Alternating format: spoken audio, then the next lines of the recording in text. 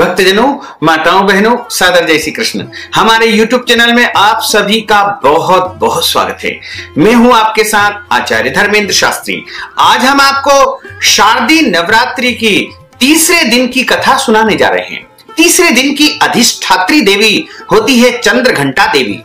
मां चंद्रघंटा देवी जो कि शत्रुओं का विनाश करने वाली है।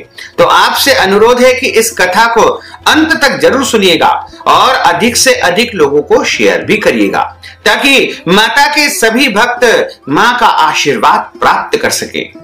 चंद्रघंटा देवी जो कि शत्रुओं का विनाश करने वाली है तथा मनुष्य के जीवन के समस्त संकट और कष्ट को हरण करने वाली है। भगवती परांबा जगदंबा ने शत्रुओं का विनाश करने के लिए चंद्रघंटा का स्वरूप धारण किया है।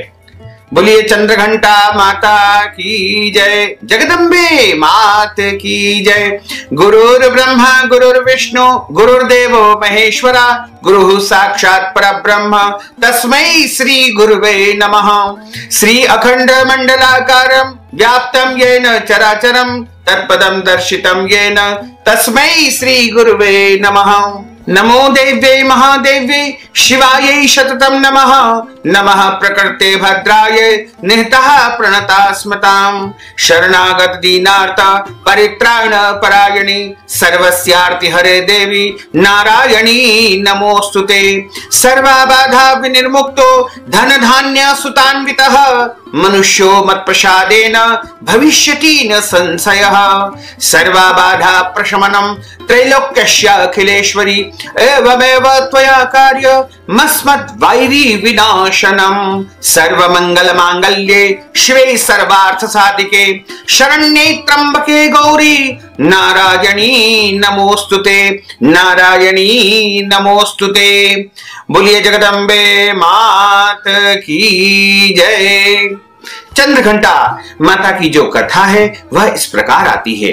तीसरे दिन की जो कथा है उसमें चंद्रघंटा की कथा के अलावा दुर्गा सप्तशती के तीसरे और चौथे अध्याय की कथा भी हम आपको सुनाने जा रहे हैं।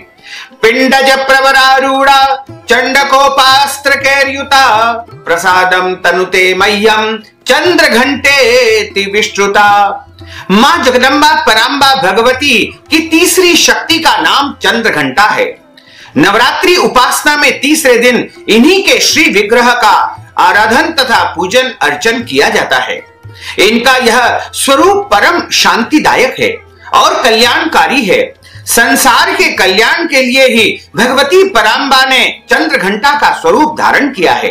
इनके मस्तक में घंटे के आकार का अर्धचंद्र है, इसी कारण इन्हें चंद्रघंटा के नाम से जाना जाता है। इनके शरीर का रंग स्वर्ण के समान कांति वाला है तथा इनका वाहन सिंह है। जब देवताओं के ऊपर भारी कष्ट आया था तो उनके कष्ट और संकट को हरण करने के लिए आदि शक्ति परांबा भगवती जगदंबा ने चंद्रघंटा का स्वरूप धारण किया है। और जो भक्त श्रद्धा से इनकी पूजा करता है तथा इनका स्मरण करता है या इनके मंत्र का जाप करता है, उसके जीवन में कभी भी कोई कष्ट और संकट नहीं आते हैं। हमेशा वह स्वस्थ रहता है और शत्रुओं से उसकी रक्षा होती है, रोगों से उसकी रक्षा होती है। भगवती चंद्रघंटा का पूजन हमें पवित्र मन से करना चाहिए तथा कर्म भी हमारा शुद्ध होना चाहिए, मन हमारा शुद्ध होना चाहिए, क्योंकि भगवती आपके मन को देखती है। यदि आपका मन पवित्र होगा, शुद्ध होगा और आपकी भावना शुद्ध होगी तो आपकी भक्ति जो है पवित्र रहेगी और आपकी भक्ति को माता रानी स्वीकार करेगी। तथा माता चंद्रघंटा का पूजन संपूर्ण विधि विधान के अनुसार परिशुद्ध एवं पवित्र होकर के मां चंद्रघंटा की शरणागत होकर के उनकी उपासना तथा आराधना में मनुष्य को तत्पर होना चाहिए। भगवती परांबा चंद्रघंटा की उपासना से हम समस्त सांसारिक कष्टों से विमुक्त होकर के सहज ही परम पद के अधिकारी बन जाते हैं। मां चंद्रघंटा का पूजन आपको जिस प्रकार हम देवी का पूजन करते हैं उसी प्रकार करना चाहिए। सौभाग्य की वस्तुओं को अर्पण करने के बाद में मां चंद्रघंटा को भोग के रूप में दूध का नैवेद्यम इनको लगाना चाहिए। कच्चा दूध आप मां के सामने अर्पण करें तथा इसका भोग लगाए। यदि आपके पास कच्चा दूध उपलब्ध नहीं है तो आप दूध से बनी मिठाई का भी मां भगवती को नैवेद्यम लगाए तथा इस मिठाई को स्वयं ग्रहण करे और अन्य भक्तजनों को भी प्रसाद के रूप में वितरित करे। इसके बाद यदि आप मां चंद्रघंटा की परम कृपा को प्राप्त करना चाहते हैं तो आपको माता चंद्रघंटा का जो बीज मंत्र है ओम ऐं श्रीं शक्तये नमः, इस मंत्र का आपको जाप करना चाहिए, क्योंकि भगवती परांबा जगदम्बा जो होती है वो मंत्रों के जाप से अत्यधिक प्रसन्न होती है। यदि आप बैठ करके जाप नहीं कर सकते हैं तो आप जिस अवस्था में हैं उस अवस्था में पवित्र होकर के मां चंद्रघंटा के इस मंत्र का जाप करें। ओम ऐं श्रीं शक्तये नमः, ओम ऐं श्रीं शक्तये नमः, ओम ऐं श्रीं शक्तये नमः। श्री दुर्गा सप्तशती के तीसरे अध्याय की कथा का अब प्रारंभ होता है। ऋषि बोले कि महाअसुर चिक्षुर सेनापति ने जब देखा कि यह सेना तो इस प्रकार मारी जा रही है तब उसे बड़ा क्रोध उत्पन्न हो गया। स्वयं ही वह अंबिका के साथ में युद्ध करने के लिए तैयार हो गया। युद्ध में जाकर के उसने देवी पर बाणों की इस प्रकार वर्षा की जैसे मेघ सुमेरु पर्वत की चोटी पर जलधारा बरसा रहा हो। तब देवी ने उसके बाण समूह को खेल खेल में ही काट दिया। फिर बाणों द्वारा उसके सारथी तथा घोड़ों को भी मार डाला। फिर झटपट उसका धनुष और ऊंची लहराती ध्वजा काट करके गिरा दिए। जब उसका धनुष कट चुका था तब अपने बाणों से उसके अंग बींध डाले। जिसका सारथी एवं घोड़े मर चुके हैं और धनुष भी कट चुका था तब वह बिना रथ पैदल ही तलवार ढाल लेकर के मां जगदम्बा देवी की ओर दौड़ा। तेज तलवार से सिंह पर जाते ही उसने प्रहार कर दिया। फिर देवी जी की वाम भुजा पर बड़े जोर से उसने प्रहार किया। हे राजन, जो ही उसकी तलवार देवी की भुजा पर पहुंची त्यों ही वह तलवार टूट गई। फिर तो असुर ने क्रोध से आंखें लाल लाल करके शूल पकड़ लिया और भद्रकाली जी पर उस दैत्य ने उस शूल पर जो है डाल दिया और वह शूल इस प्रकार चमका जैसे कि आकाश में सूर्य मंडल गिर रहा हो। देवी जी ने अपनी ओर आते हुए शूल को देख करके उस पर अपना शूल चला दिया, जैसे वह शूल सैकड़ों टुकड़े होकर के गिर गया और साथ में उस चिक्षुर महादैत्य के भी प्राण निकल गए। जब महिषासुर का महाबलवान सेनापति मारा गया तब देव शत्रु चामर हाथी पर सवार होकर के वहां आ पहुंचा। आते ही उसने अंबिका देवी पर शक्ति का प्रहार किया। श्री देवी जी ने हुंकार द्वारा ही मार करके उसे तेजहीन करके नीचे की ओर गिरा दिया। अपनी शक्ति को गिरा हुआ देख करके चामर को बड़ा क्रोध आया और उसे ने शूल का प्रहार कर दिया। शूल को भी देवी जी ने बाणों द्वारा टुकड़े टुकड़े करके मार गिराया। तब सिंह भी उछल करके हाथी के मस्तक पर चढ़ बैठा। फिर दैत्य के साथ भुजा युद्ध करने लगा। वे दोनों परस्पर लड़ते लड़ते उस हाथी के नीचे पृथ्वी पर आ गए। भयंकर प्रहारों से परस्पर युद्ध करने लगे। तब बड़े वेग से सिंह ऊपर को उछला। ऊपर आकाश से नीचे की ओर गिरते गिरते पंजों के प्रहार से दैत्य चामर का सिर धड़ से पृथक कर डाला। देवी जी ने शिला एवं वृक्ष आदि से युद्ध में उदग्र को मार डाला। फिर कराल को भी दांत मुक्का एवं थप्पड़ों के प्रहार द्वारा मार गिराया। क्रोध परिपूर्ण देवी ने गदा की चोटों से उद्यत का चूर चूर कर दिया। भिंडीपाल शस्त्र द्वारा वाष्कल तथा बाणों द्वारा अंधक एवं ताम्र को यमधाम शीघ्र ही पहुंचा दिया। तीन नेत्र धारिणी परमेश्वरी ने उग्रास्य उग्रवीर महाहनु नाम के दैत्यों को त्रिशूल द्वारा मार दिया। तलवार से विडाल का सिर धड़ से अलग कर दिया। दुर्धर दुर्मुख इन दोनों को बाणों द्वारा यमपुरी माता ने पहुंचा दिया। इस प्रकार अपनी सेना का नाश होता देख करके भैंसे का रूप बना करके महिषासुर उन गणों को डराने लगा। कुछ एक गणों पर अपने थुथुनों से प्रहार किया, दूसरों पर खुरों से प्रहार करने लगा। किन्हीं को पूंछ से ताड़ा एवं दूसरों की सिंगों से फाड़ा। कुछ वेग द्वारा दूसरों को सिंगनाद द्वारा घूमने से अन्यों को श्वास वायु द्वारा पृथ्वी पर गिराया गया। इस प्रकार गण सेना को गिरा करके महेश सिंह की ओर झपटा। जो ही सिंह को मारने लगा तब जगदम्बा को बड़ा क्रोध उत्पन्न हुआ। इधर महापराक्रमी महेश भी क्रोध से पृथ्वी तल को अपने खुरों से खोदने लगा। फिर अपने सिंगों से बड़े बड़े ऊंचे ऊंचे पहाड़ उठा करके फेंकने लगा। साथ में जोर जोर से गर्जना करने लगा। वेग के साथ उसके घूमने पर पृथ्वी क्षुब्ध होकर के फटने लगी। उसने पूंछ से समुद्र पर प्रहार किया, जिससे क्षुब्ध होकर के समुद्र पृथ्वी को चारों ओर से डुबाने लगा। चलायमान होते हुए सिंगों द्वारा भिन्न भिन्न हुए बादल टुकड़े टुकड़े हो गए और उसके श्वासों की कठोर वायु से उड़ते हुए सैकड़ों पर्वत आकाश से गिरने लगे। इस प्रकार क्रोधपूर्ण उस महादैत्य को अपनी ओर आता देख करके चंडिका देवी उसे मारने के लिए क्रोध में आ गई। कुपिता देवी ने उसकी ओर पाश फेंका। उसके द्वारा उस दैत्य को बांध लिया गया। तब तो उस महायुद्ध में बंधे हुए उस दैत्य ने अपना महिष भैंसे का रूप त्याग कर दिया। झटपट सिंह के रूप में वह आ गया। जो ही चंडिका उसका सिर काटने लगी तब तो वह तलवार हाथ में लिए पुरुष दिखाई देने लगा। तब शीघ्रता से तलवार ढाल वाले उस पुरुष को अपने बाणों से देवी ने बीन डाला। तब वह एक बड़ा हाथी बन गया। अपनी सूंड से उस महान सिंह को खींचा, फिर जोर जोर से गर्जना करने लगा और उसके खींचते समय अपनी खड्ग से देवी ने उसके सूंड को काट दिया। फिर वह महादैत्य भैंसे के रूप में पुनः आ गया।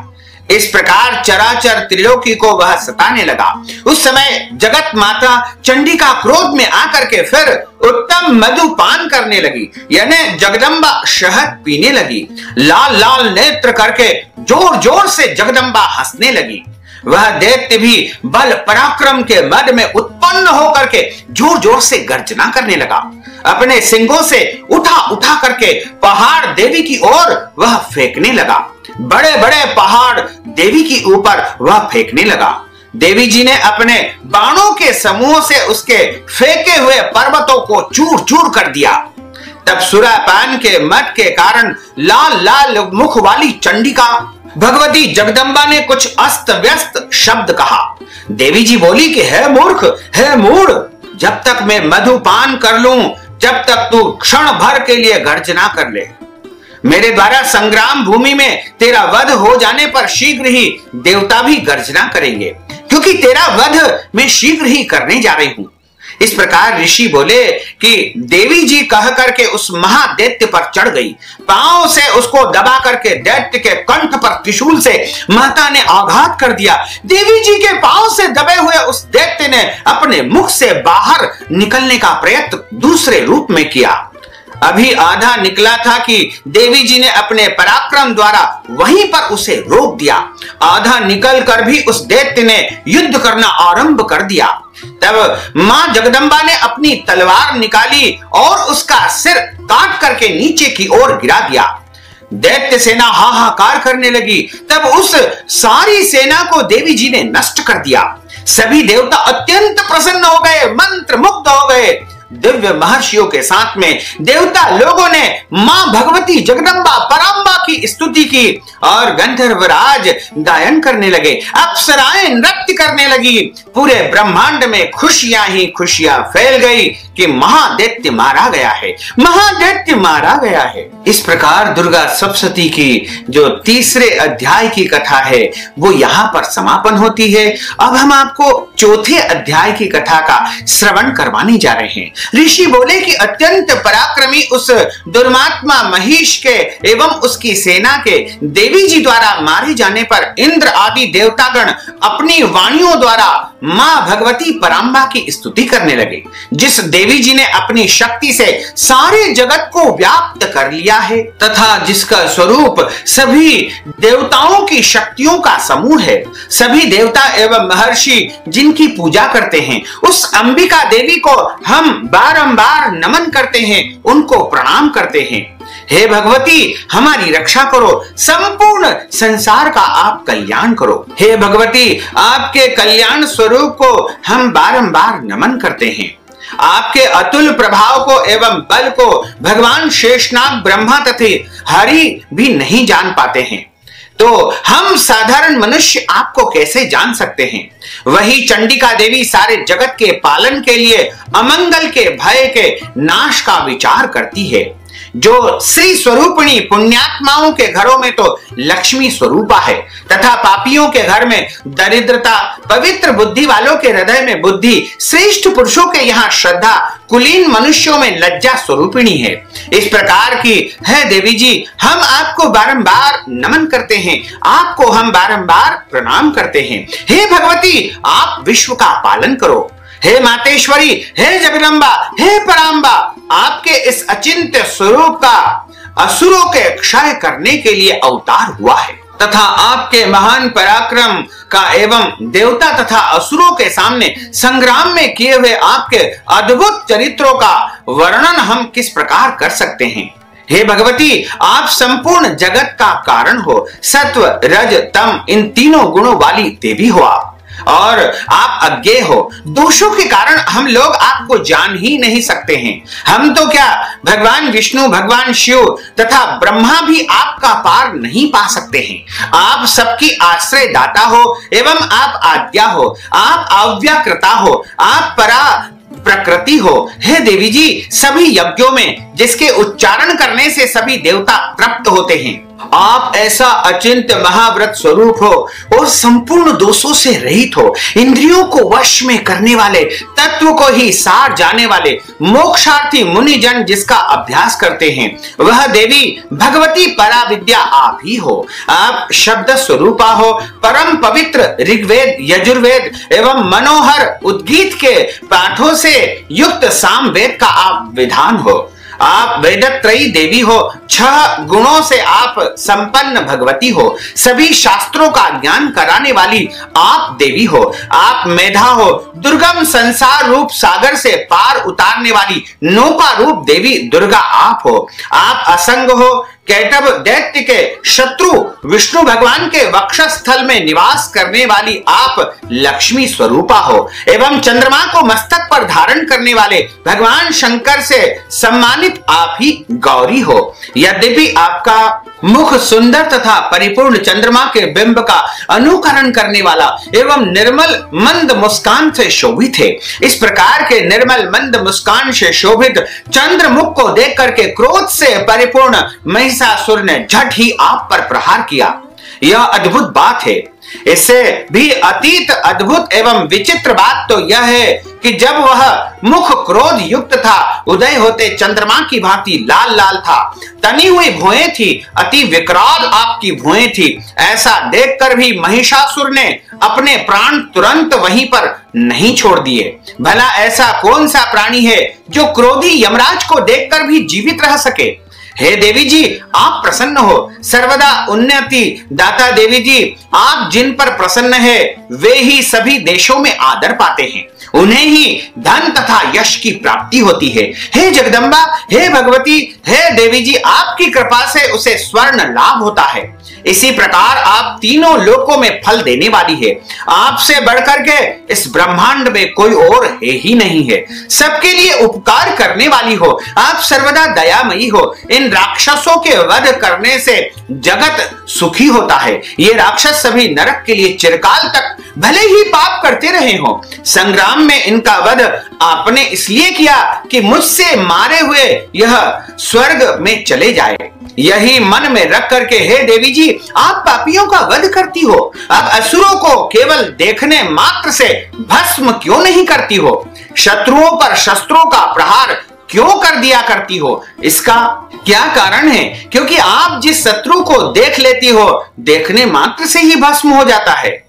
क्योंकि शत्रुगण मेरे शत्रुओं से परम पवित्र होकर के उत्तम लोकों में पहुंचे, ऐसा आप विचार करती हो। इस प्रकार आपके यह विचार अत्युत्तम है। आपका शील स्वभाव दुराचारियों के दुष्ट स्वभाव को निवृत्त करने वाला है और आपका रूप अनित्य है और अचिंत्य है। उसकी अन्य किसी के साथ में तुलना ही नहीं हो सकती है। आपका पराक्रम तो देवताओं के पराक्रम को नाश करने वाले, दैत्यों का नाश करने वाले हैं। इस प्रकार आप शत्रुओं पर भी दया करती हो और आपके पराक्रम की तुलना किसी और से नहीं कर सकते हैं और अन्य कोई भी ऐसा देवता या दानव है ही नहीं है जो आपके पराक्रम की बराबरी कर सके। आपके रूप भी मनोहर है परंतु शत्रुओं को भयदायक है और हे वरदायिनी, त्रिलोकी भर में यह आप में ही दिखाई देता है। हे देवी जी, हे जगदम्बा, शत्रुओं का नाश करने वाली इस संसार में जो है त्रिलोकी में आप संपूर्ण ब्रह्मांड में रक्षा करने वाली हो और संग्राम भूमि में उन दैत्यों का विनाश करके उन्हें स्वर्ग में आप पहुंचा देती हो और हमारा भय वहीं पर आपने दूर कर दिया है कि हम उन्मत्त होकर के दानव हमें डराया करते थे। हे माता, आपको बारंबार प्रणाम करते हैं, आपको बारंबार हम नमस्कार करते हैं। हे देवी, हमारी त्रिशूल से आप रक्षा करें। हे अंबिके, खड्ग द्वारा हमारी रक्षा करें एवं घंटा के शब्द तथा धनुष के टंकार से भी हमारी रक्षा करें। हे चंडिके, पूर्व पश्चिम दक्षिण दिशा में हमारी रक्षा करें। अपने त्रिशूल को घुमा घुमा करके उत्तर में भी हमारी रक्षा करें। ऋषि बोले, इस प्रकार देवी जी की देवताओं ने स्तुति की और नंदन वन में उत्पन्न हुए फूलों तथा गंध चंदन आदि से जगत की माता पराम्बा भगवती जगदम्बा की पूजा की। सभी देवताओं ने भक्ति पूर्वक दिव्य धूपों द्वारा उनका अर्चन किया। फिर भगवती को बारंबार प्रणाम करने लगे, बारंबार नमन करने लगे। तब देवी प्रसन्न मुख होकर के उन देवताओं से बोली कि हे सभी देवताओं, अपनी अभिलाषा के अनुसार आप सब हमसे वरदान प्राप्त कर सकते हो। आप वर मांगो, मैं आप सभी की स्तुति से अत्यधिक प्रसन्न हूं। तब देवता बोले कि हे भगवती, आपने तो हमारी सभी मनोकामनाएं पूर्ण कर दी है, कुछ भी बाकी नहीं रहा है। हमारे इस महिषासुर शत्रु का आपने वध कर दिया है। फिर भी यदि आप प्रसन्नता पूर्वक हमें वरदान देना चाहती हो तो हे माता, यह वर दीजिए कि जब जब भी हम आपको याद करें, आपका स्मरण करें, तब तब हमारी बड़ी से बड़ी जो है विपत्तियां समाप्त हो जाए और बड़े से बड़ा संकट भी हमारा समाप्त हो जाए। हे प्रसन्न वदने मातेश्वरी, जो भी मनुष्य इन स्तुतियों द्वारा आपकी स्तुति करे उसे धन, रिद्धि, सिद्धि, वैभव सभी प्रकार का सुख आप प्रदान करें। हे अंबिके, हम पर आप सदा प्रसन्न रहिए। ऋषि बोले कि राजन, जब देवताओं ने अपने तथा जगत के कल्याण के लिए इस प्रकार वरदान मांगा, तब भगवती पराम्बा जगदम्बा ने उन्हें तथास्तु कह करके भद्रकाली वहां से तुरंत ही अंतर ध्यान हो गई। हे राजन, पूर्व काल में तीनों लोकों का हित चाहने वाली देवी का देवताओं के शरीर से जैसे प्रागट्य हुआ, वह कथा मैंने तुम्हें सुनाई है। बोलिए जगदम्बे मात की जय। अच्युतम केशवम राम नारायणम कृष्ण दामोदरम वासुदेवम हरे श्रीधरम माधवम गोपिका वल्लभम श्री जानकी नायकम श्री रामचंद्रम भजे जानकी मनोहरम सर्वलोक नायकम श्री शंकरादि सेवितम पुण्य नाम कीर्तनम श्री राम राम राम राम राम नाम तायकम राम कृष्ण वासुदेवा भक्ति मुक्तिदायकम राम कृष्ण वासुदेवा भक्ति मुक्तिदायकम राम कृष्ण वासुदेवा भक्ति मुक्तिदायकम। बोलिए जगदम्बे मात की जय।